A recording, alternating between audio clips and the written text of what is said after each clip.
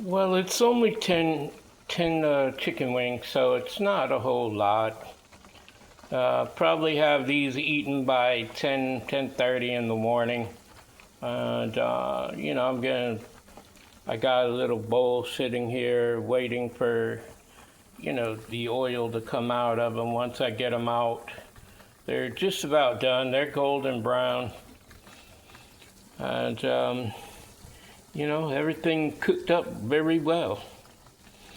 So, it's all about being precise with your timings, your temperatures, and things like that. If you can master your timing and temperatures just right, you could beat just about any chef out there. I mean, Gordon Ramsay wouldn't be untouchable. I mean, he's just good because he knows what he's doing. That's all. I mean, there are culinary chefs out there that actually could beat him also. So it's just a matter of, you know, different people's opinions, even, who cooks better and this and that. And I'm fixing to take these out and get them all aired out, leave them in the paper towels for probably about an hour, hour and a half. Then I'll sprinkle them down nicely with the lemon pepper, and they'll be ready to rock and roll.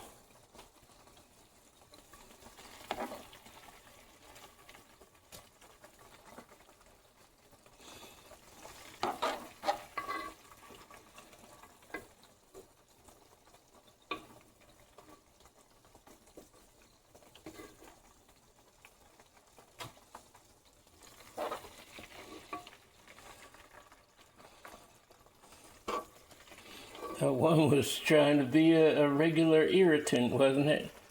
It just didn't want to come out. The rest of them are coming out like a champ. And there's my grease by itself. I already got the burners turned off. Everything is turned off in the house. And I'm going to put the lid back on the grease. Take these and put them out on the table. And wait a second, let me get my lemon pepper.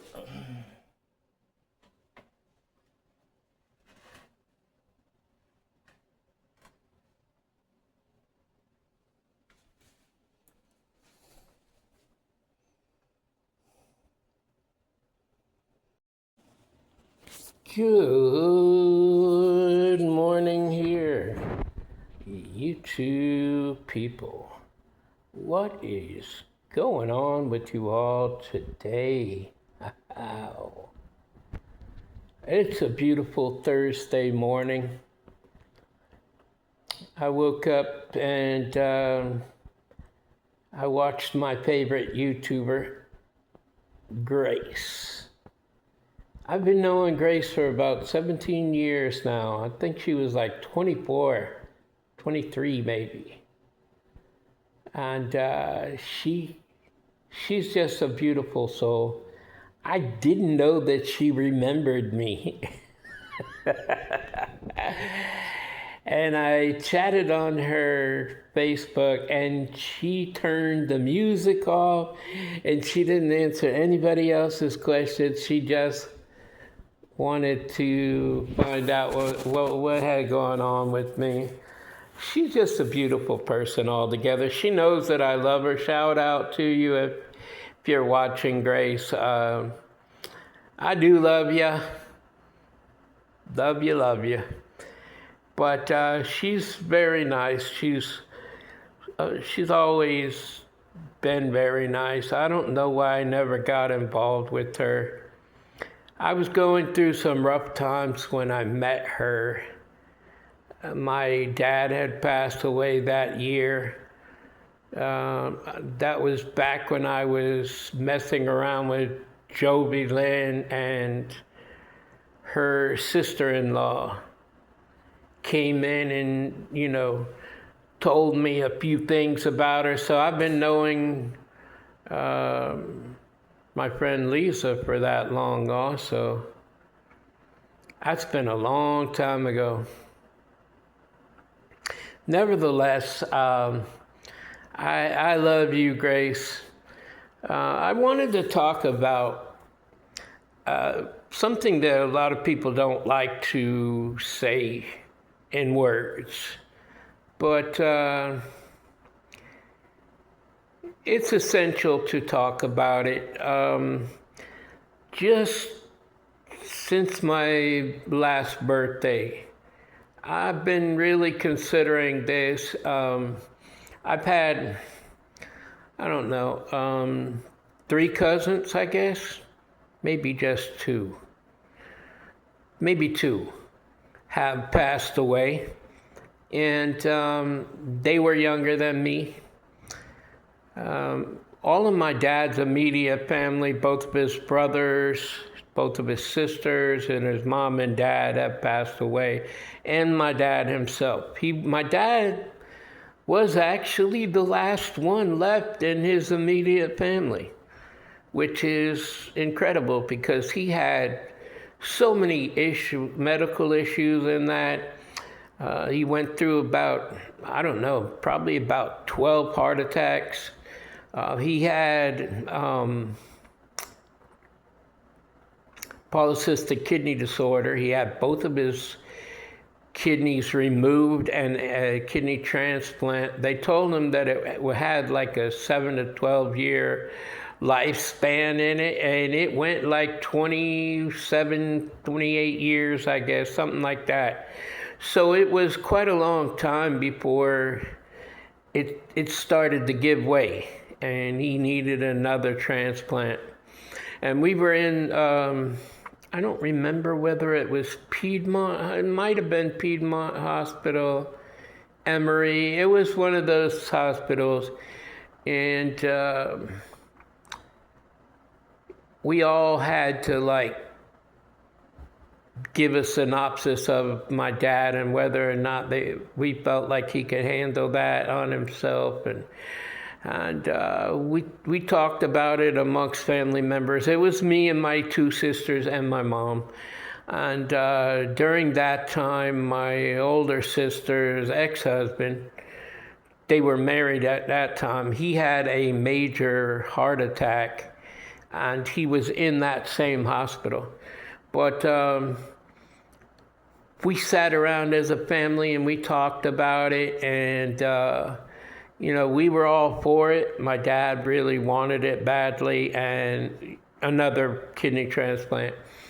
But he was like getting older. He was like 65, I think, 64, 65, somewhere in that neighborhood. I think 65. So when we came out of there, we were walking down the hallway, and I mentioned something about fishing. And my dad looked at me and said, "I wish that we could have fished a lot more than what we did." I remember fishing with my dad when I was just young. And I always loved going to the lakes and the ocean and everything with my dad. We fished a lot, and fishing really is one of my favorite things to do. And I don't know, I'm even in tears right now because my dad and I we had this bond, He wasn't only my dad, he was like my best friend. I gave him much respect because he was my dad, but we were like best friends also. And we went to the car auctions all the time and this and that. He said something that really kind of hurt. All the times that he was going to the hospital and that, and he needed somebody to drive him home, I was the one that was working at night. So it was more feasible for me to do that. My mom worked. Both of my sisters were working. So there really wasn't anybody to be with him and drive him home in case, they gave him some kind of medicine. You know, sometimes he got morphine and things like this, and he couldn't really handle driving himself home. So I would go with him and drive him home if he needed it, you know. And, you know, I worked at night, and, you know, a lot of times because of my schedule, you know, the very next day I wasn't working. So I worked all night, but I waited, you know, 3, 4, 5 hours in the daytime at the hospital with my dad, and then drove him back home and got in my vehicle and drove home from there. Went home, went to sleep. You know, I had a couple of days off at that time, and, you know, everything was great. But anyways, I wanted to talk about death. That's Grace on my TV screen. She's so beautiful. I love you, Grace. I hope you do listen to my videos. But nevertheless, I want to talk about death, because I just turned 59, and, you know, like I said, you really start to open your eyes when you become a certain age. And if you're so much younger right now, and we actually make it to that point where you're still living, and, you know, it's 20 years from now or whatever, you will know that I'm dead on with what I say. When you get to be a certain age, you start to think about it, you know. Nobody is set with anything. I've seen, you know, movie stars and things like that, and I'm sure you've watched those videos too, where it shows certain movie stars, them passing away, and maybe one of their family members or somebody they was in a movie with or something is waiting at their gravesite, and they hug each other and blah, blah, blah. You know, nothing is set in stone when you're going to pass away, you know. I don't know that I'll make it to my birthday this year. I mean, you don't either. It goes all the way down, okay? It really does. But the chances of you living compared to me changes drastically if you're eating right and you're not doing anything that would cause harm to your body that could actually take you out. You know, you're probably good, and, you know, you'll probably live another 30, 40 years, like I said, if we are around during that time.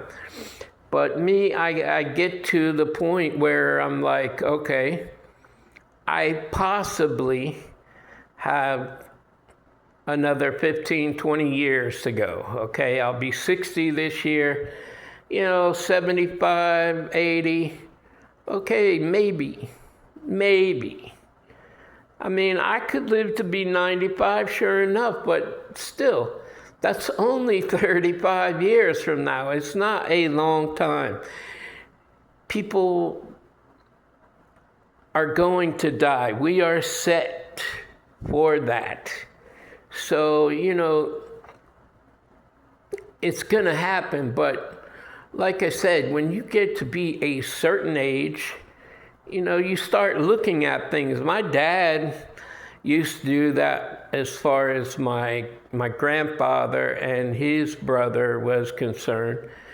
His youngest brother, I think he was like 36 when he passed away, but his older brother was 54, and my grandfather was around 54 too. He was like 53, 54, somewhere in that neighborhood. So all three of them, his two brothers and his dad, passed away by the time they were 54. So my dad, like, subconsciously, he worried about that. And it can be confirmed through my mom. She'll be transparent if you ask her, sure enough, because she definitely heard that from him several times, that he worried about that. So then he passed that. So out of his two brothers and his dad, he passed away before he turned 67. He was 66. But in that year that he was to be 67. And like I said, nothing is for sure. See, but if I did the same thing as my dad, I could look at maybe anywhere between now and 66 that I could live, and after that, I don't look to gain any older than that. If I looked at it in that manner. I don't, however, but if I did, that's where my thoughts could be. But nevertheless, I don't want to say that, I got 50 years to go, because that is very unfeasible. I will be 60 this year. 50 more years would make me 110. And there ain't too many of them out here. Very rare for that to happen. But I've just been looking at a lot of those videos lately. Dick Van Dyke, his TV show was out when I was born. I mean, it's actually a little bit older, I think, than before I was born. It had to be like, I don't know, maybe 62, 63 when it actually started, that show. I don't know, you could look it up online. I don't know exactly, but it was definitely black and white. And, all of them black and white TV shows existed in the 60s. And then by 70s, it already went to colors. You didn't have new TV shows that came out in black and white. They ended in the 60s. That's how I know it was in the 60s. So whatever year in the 60s, so be it. But nevertheless, Dick Van Dyke is still alive. He will be 101 this year if he makes it to his birthday. But hey, and I wish him well too, I do. Much life to him. But it was very much unexpected. His brother lived to be like 72. His brother actually plays the banjo in one episode of Andy Griffith. The banjo playing deputy or something like that is the name of the particular episode. But his brother passed away. He was on the TV show Coach. Now, all of them have passed away from my understanding. I don't think there's too many of them out there that are still living on that show, Coach. But yeah, his brother died at a very young age, or young compared to him. And I don't know what the difference between the two's livings were. So, it is what it is. But nevertheless, I just wanted to say that you get to be a certain age, you start considering that, well, this is possibly how long I actually have to live. And then you base your life from that point on. But you want to live it out in a blaze of glory. That is exactly what I look to do. I didn't put a lot of my energy into the gifts that my Father has given me. So now, before my time comes, I'm going to be out there doing it. Not speaking of it, not procrastinating and waiting for that to happen. I'm going to do it. It's going to happen. It's going to take place, because I need to get out there and do what it is my Father called me to do. A lot of people say, well, you gave that up because you didn't ever do it and blah, blah, blah, blah. No, it's still there. It's still within you. it can be sparked up at any time, as long as you're still alive.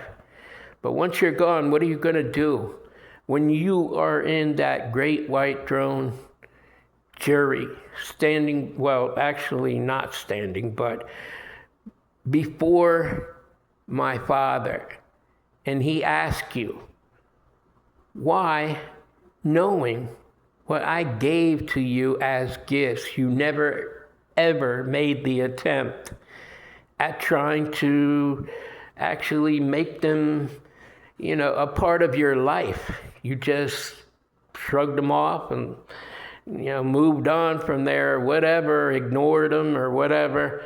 And I gave them specifically to you. What are you going to answer to him?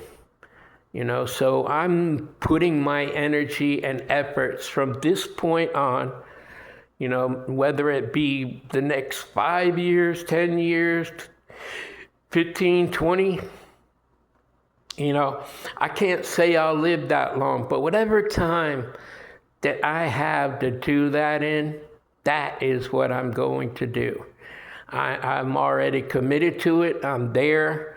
There's nothing more I need to learn. There's nothing more that needs to be said. It's just going to happen. I like I said, when I was homeless, I actually was at a store that I went to almost daily. And the young dude inside, his grandfather owns the store. And he's real upstanding, great guy. I love the guy to death. I love all of them in there. Matter of fact, I need to go back there to say hey to them because they really mean a lot to me.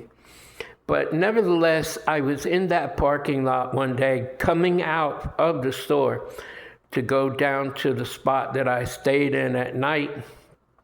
And these two cars were right there at the edge of the parking lot, and these people got out of the car.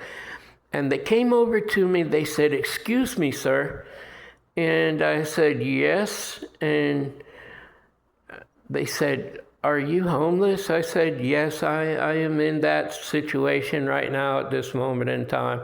And they went on preaching to me. They were from Florida, as I am, and they were traveling around speaking to people. And the one girl and her husband, they said, "Well, do you mind if we pray with you?" I never, ever, ever refuse prayer. Never. So I said, "Sure." So the woman out of it, she was supposedly a healer. And she put her hand on my forehead and they prayed with me.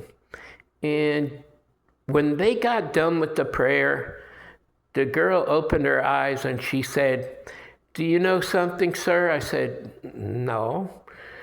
She said, "Out of everybody I've ever prayed for," and she said she's prayed for hundreds and hundreds and hundreds of people, she couldn't see anything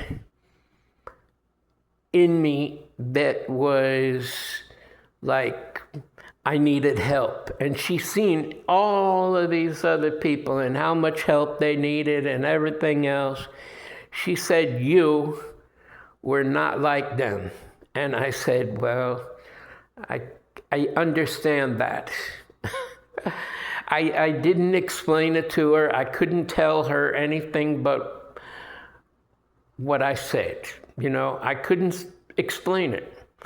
But she was like, "I don't understand, but you're not like anybody I've ever prayed for before. It was like you didn't even need that. It was like you should have been the one praying for me." That's basically how she said it. And I was like, "Well, it's okay. I understand where you're coming from with that." And the husband said, "None of them?" She said, "No. He's the only one." And they both They both hugged me and they said they loved me, and I told them that I loved them too, and they got in their car and they left. And I didn't see them again. But yeah, I do know that. And I also want you to know that I love you. I love you right there. Love yourself. Love my Father God. And by all means, love each other, people. Until the next time, love, peace, and soul.